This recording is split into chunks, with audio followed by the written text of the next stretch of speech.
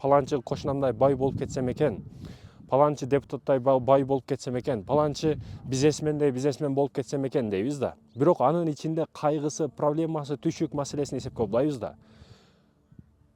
Кудай Таала ошон үчүн паланча байдай болоюн дегениңиз үчүн паланча байдын биринчи кайгысын, түйшүк проблемасын сизге жөнөтүп көрөт.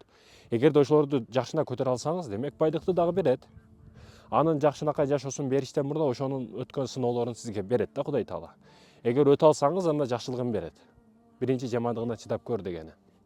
А биз айтканда ар дайым паланчы кошунумдай бай болуп кетейин, паланчы бизнесмен болуп кетейин, паланчы болуп кетти, игиликке жетип кетти, мен да ошондой болуп кетейин деп эле ар нерселерди айта беребиз да. Бирок анын кайгысын, түйшүк проблема эсепке албайбыз. Анын ичинде жан дүйнөсүндө кандай көйгөй маселеси бар, аны эсепке албайбыз. Бир адам акылдуу молдого келет экен да. Молдоке, мен эмне кылбайын, иштериме жүрүшпөй кетти. Мен болуп кетишти каалаймын, ийгиликке жетишти каалаймын, ушундай чокуга чыгышты каалаймын, адамдар мени урматташын, сыйлашын каалаймын дейт экен. Молдоке карап туруп, кайсы адамдай бай болушту каалайсың? Кимдей бай болушту каалайсың дейт экен. Болду, анда мен 1-2 күндө келем, ушуну ойлонуп көрөйүнчү деп кетет экен, дагы карап текереген, карап чөйрөсүн карап, бир бай кошунасы бар экен. Паланчадай бай болушум керек экен деп кайра келет экен Молдокеге. Молдоке, мен ойлондум. Мен паланчы кошунам бар, ошондой бизнесмен, ошондой бай болуп кетейин. Ошондой деп дуа кылыңыз дейт экен. Молдоке карап туруп, сен аны сурадыңбы? Эмнени сурашым керек эле? Байлык бай болушум мүмкүн. Бирок ошонун кыйынчылыгын, ичидеги түйшүк маселесин сурадыңбы, жокпу? Жок, сураган жокмун.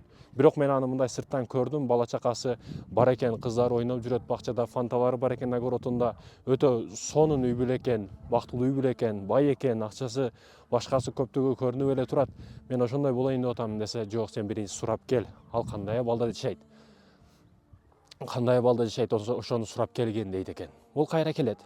Кайра келип, бай менен бир жакшынакай сүйлөшүп отыруп, чайлашып, ажеке, байеке, сизди бай деп ар дайым сыймыктанабыз. Бирок сиз бактылуусузбу, бактысыз адамсызбы деп суроо берет экен. Баягы Молдоке суроону эстеп, Молдокенин айтканы боюнча сурап атат да эми бул. Анан бай адам карап туруп, көздөрүнөн жаш агышты баштайт экен, ыйлашты баштайт экен, сыздайт экен. Не болду? Туура эмес суроо берип койдумбу? Кечириңиз эгер туура эмес болсо деп. Жок, сиз туура суроо бердиңиз. Эң туура суроону сиз бердиңиз. Ушул жылдын эң туура суроосу ушул болду. Мен негизи күтүп аттым эле ушундай суроону деп жооп беришти баштайт экен. Мен бай эмес элем мурда, бирок бай болдум дейт. Кийинки күндөрдөн бир күн ушундай красавчик өзүмө келишкен учурум эле, фигурам дагы спорттон дагы башкадан дагы бар элем. Анан бир кызга ашык болуп калдым. Кызды өтө жактырып калдым. Бир көрүштө жакшы болдум, жактырымдым дагы. Бир жыл сүйлөшкөн жокмун, смсин, телефондон мени сураган жокмун, гүл, коенек, игрушка жөнөткөн жокмун. Дароо эле барып ниетимди айттым, мен сага үйлөнөмүн деп. Ата энеңдин адресин бер, жөнөтөмүн, ата энемди жөнөтөмүн, кудай болушат, башка болушат. Айтор, мен сени ак никеме аламын дедим. Эркекчелигимди түшүндү ал дагы мени жактырып калды. Кыз дагы эркектигимди жактырды, байлыгымды жактырды, бийлигимди жактырды, өзүмдү жактырды, сөзүмдү жактырды. Анан той боло турган болду. Үйлөндүк. Той дертеси дагы болот дейт го. Той дагы болот, той дертеси дагы болот дегендей. Бактылуу жашашты баштадык. Бактылуу жашап күндөрдүн биринде аялым катуу ооруп калды. Катуу ооруп калды дагы, врачтар, табиптер көрсөтпөгөн жерибиз калбады, өлөт деп бардыгы диагноз койду. Өлөт, мындан үмүт жок деп бардыгы таштап коюшту дейт да. Анан мен не кыларымды билбей, аялымдын алдында турам, аялым өтө кызганчак эле дейт да. Мени таштан дагы, иттен дагы, биттен дагы кызгана берет эле. Сиз мени өлсөм эле үйлөнөсүз башкага, үйлөнөсүз дей берет экен да.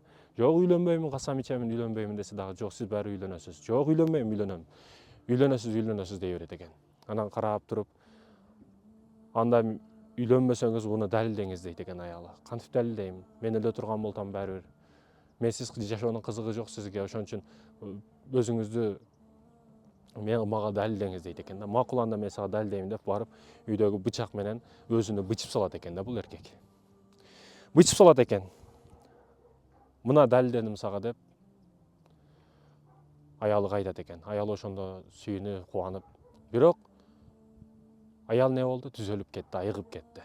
Аялым ошол башка табиптер келди, бирөөлөрдү көрсөттү, ошонун себебинен айыгып кетти, түзөлүп кетти, оорусу айыгып кетти. Эми Кудай, Аллах Табарак ва Таала ушундай зат, мүмкүнчүлүк жок нерседен адам атаны жаратты.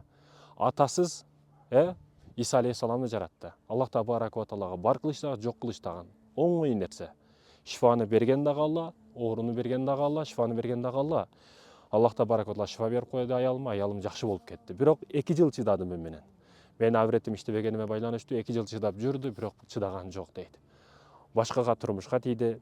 Мен огородунда көрүп жүрүп турган жаш балдар булар менин балдарым эмес дейт экен да, баягы кайгырган, ыйлаган абалда. Мени бүгүн байлыгыма, бийлигиме, ушул бараң-шараң күлгүлөргө бардыгы мындайча айтканда үмүт кылат ушул нерселер болсо экен мени деп. Бирок менин ичимди билишпейт алар. Менин ичим сыздаган, кайгырган. Ошон үчүн паланча бизнесмендей болуп калайын, окудайын, паланча байдай болуп калайын дебешибиз керек. Анын ичинде түйшүк маселеси, кайгысы бизге өтүп калбасын. Проблемасы бизге өтүп калбасын. Биз билбейбиз анын кайгы проблемасы канчалык күчтүү. Балким анын байлыгынан көрө кайгысы, проблемасы көбүрөөк. Балким анын ошо үйүнөн жараша үйүнөн дагы көбүрөөк кредити бар. Сиз билбейсиз, ошон үчүн паланча байдай кылып кой дебешибиз керек. Байлык мага пайда бере турган болсо, аны мага бер. Пайдасыз бербей турган болсо, пайда бербесе, анын кереги жок.